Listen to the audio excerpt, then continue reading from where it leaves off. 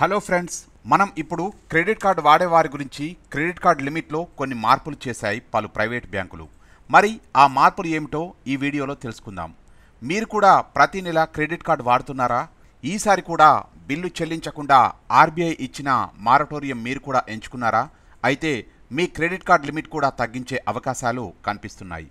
Moratorium option ఎంచుకున్న credit card దారులకు ఇప్పటికే కొన్ని బ్యాంకులు వారి యొక్క క్రెడిట్ కార్డు లిమిట్ తగ్గించుతున్నాయంటూ కుప్పలు కుప్పలుగా ఆన్లైన్లో ఫిర్యాదులు కనిపిస్తున్నాయి.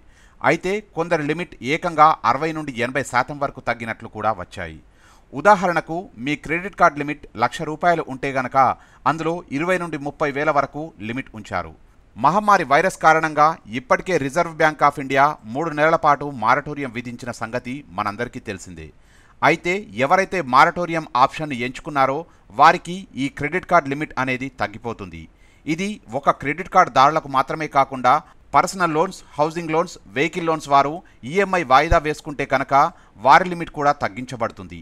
అంటే ఒకవేళ మీరు గనక పర్సనల్ లోన్ లేదా హౌసింగ్ లోన్ మీద మారటోరియం ఆప్షన్ ఎంచుకున్నట్టయితే మీ క్రెడిట్ కార్డ్ లిమిట్ అనేది తగ్గిపోతుంది.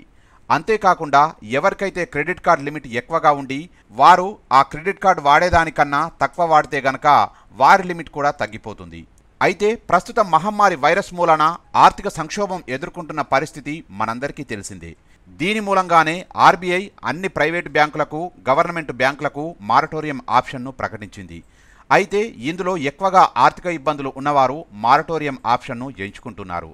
అయితే ఈఎంఐ చెల్లించలేకపోతున్న వారి ఆర్థిక పరిస్థితిని బట్టి బ్యాంకులు వారి క్రెడిట్ లిమిట్ తగ్గిస్తున్నాయి అని అంటున్నారు విశ్లేషకులు.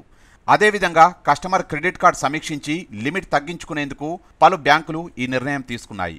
అందుకే personal loans, housing loans, credit card ఈఎంఐలు చెల్లించే స్తోమత ఉంటే గనక మారటోరియం ఆప్షన్ ఎంచుకోకపోవడమే మంచిది అంటున్నారు నిపుణులు. అయితే మారటోరియం ఎంచుకుంటే లాభాల కన్నా నష్టాలే ఎక్కువగా కనిపిస్తున్నాయి. మారటోరియం ఆప్షన్ ఎంచుకుంటే మీకు ఉన్నటువంటి హౌసింగ్ లోన్, క్రెడిట్ కార్డ్ ఇలాంటి ఈఎంఐలు వాయిదా వేసుకోవచ్చు. కానీ అదనంగా వడ్డీ మాత్రం చెల్లించాల్సిందే. కాబట్టి మారటోరియం ఆప్షన్ ఎంచుకునే ముందు 1-2 సార్లు ఆలోచించి మారటోరియం ఆప్షన్ని పెట్టుకోండి.